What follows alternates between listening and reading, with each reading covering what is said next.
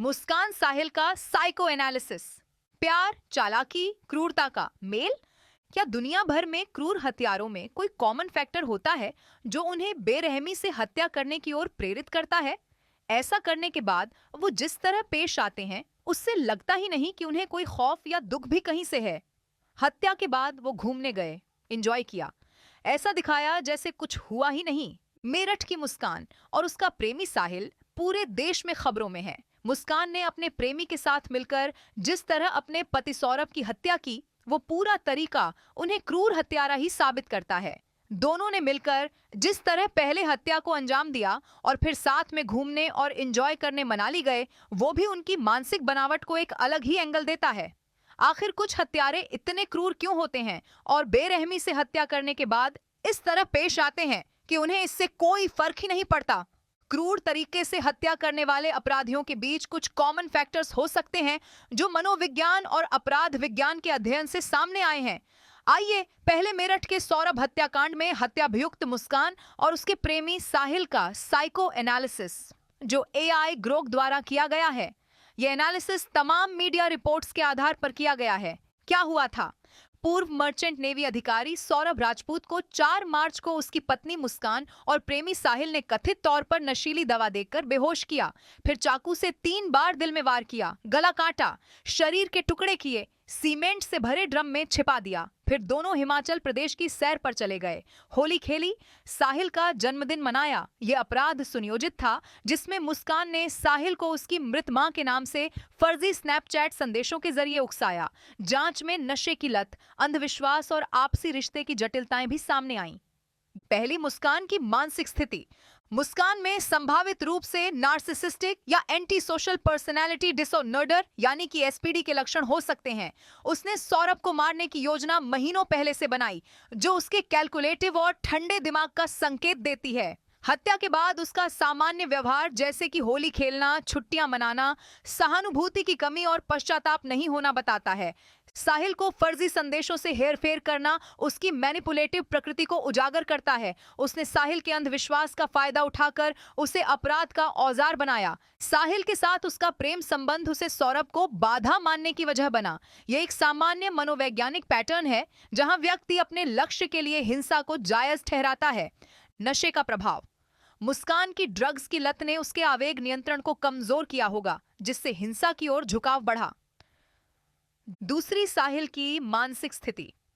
साहिल में साइकोपैथी के संकेत दिखते हैं। भावनात्मक ठंडापन, हिंसा में आनंद और पश्चाताप की कमी।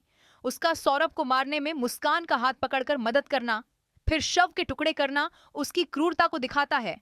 उसके कमरे में तांत्रिक चिन्ह, ड्रैगन की स्केच और महाकाल लिखे कुर्ते पहनना उसके अंधविश्वास और रहस्यमयी दुनिया में विश्वास को दिखाता है। मुस्कान द्वारा मृत मांग के संदेशों ने इस विश्वास को और मजबूत किया, जिससे वह हत्या को आध्यात्मिक काम मानने लगा। साहिल की मारिजुआना और अन्य नशीले पदार्थों की लत ने उसकी वास्तविकता से जुड़ाव को कम किया। नशे में वह हिंसा को सामान्य मान सकता था। साहिल का मुस्कान के प्रति जुनून और उसकी बात मानना उसके कमजोर व्यक्तित्व और हेर-फेर के प्रति संवेदनशीलता को दिखाता है। हत्या का क्रूर तरीका शक्ति और नियंत्रण की चाह को दिखाता है। तीसरा, हार्मोनल असंतुलन का योगदान। टेस्टोस्टेरोन। साहिल में उच्च टेस्टोस्टेरोन का स्तर हो सकता है, जो आक्रामकता और हिंसा से जुड़ा है। उसका जुए में लिप्त होना और ड्रग्स का सेवन इस हार्मोन के असंतुलन को और बढ़ा सकता है। सेरोटोनिन। दोनों में सेरोटोनिन का कम स्तर संभव है, जो क्रोध और आवेग को नियंत्रित करने में असफलता का कारण बनता है। कोर्टिसोल। साइकोपैथिक व्यवहार में कम कोर्टिसोल स्तर देखा जाता है, जो साहिल की ठंडी और निडर प्रकृति में समझा सकता है।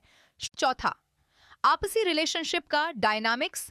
मुस्कान और साहिल की जोड़ी एक फॉली ए दो जैसी स्थिति हो सकती है, जहां दोनों ने एक दूसरे के विकृत विश्वासों और हिंसक प्रवृत्तियों को बढ़ावा दिया। मुस्कान की चालाकी और साहिल का अंधविश्वास इस अपराध का आधार बना। ड्रग्स दोनों को भावनात्मक और शारीरिक रूप से करीब लाया, जिससे उनकी नैतिकता और विवेक कमजोर हुआ।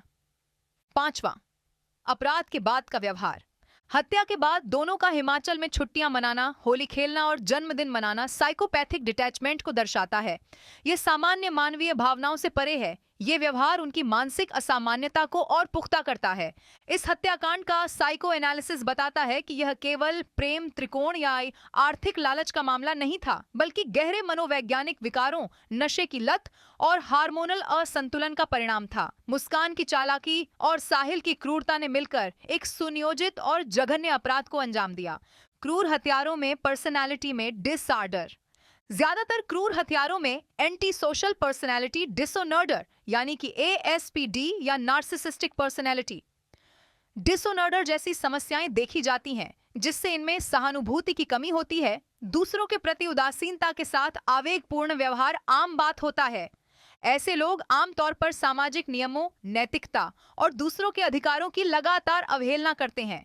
गलत काम करने के बाद भी अफसोस या अपराध बोध नहीं महसूस करते, लोगों की भावनाओं या नुकसान की परवाह नहीं करते। क्या इनके ब्रेन अलग होते हैं? ऐसे लोग मस्तिष्क के कुछ हिस्सों जैसे प्रीफ्रंटल कॉर्टेक्स में असामान्यता या न्यूरोट्रांसमीटर असंतुलन हो सकता है। इनका बचपन दुर्व्यवहार, उपेक्षा या हिंसक माहौल में बीता हो सकता है। परिवार में मानसिक विकारों का इतिहास भी प्रभाव डाल सकता है। न्यूरोसाइंस के अध्ययन बताते हैं कि कुछ अपराधियों के मस्तिष्क में प्रीफ्रंटल कॉर्टेक्स, जो निर्णय लेने और आवेग नियंत्रण के लिए जिम्मेदार है, में कम गतिविधि होती है। हिंसा को सामान्य मानने वाले माहौल में पले बढ़े। ऐसे लोग अक्सर हिंसा को सामान्य मानने वाले माहौल में पले बड़े होते हैं, जैसे अपराध प्रधान इलाके या हिंसक परिवार। दूसरों से कटाव और अकेलापन क्रूरता को बढ़ाने में योगदान दे सकता है, क्योंकि इससे क्रोध और कुंठा जमा होती है। कई बार व्यक्तिगत या सामाजिक अन्याय का बदला लेने की इच्छा हिंसा को क्रूर रूप दे सकती है। हार्मोनल असंतुलन भी जिम्मेदार।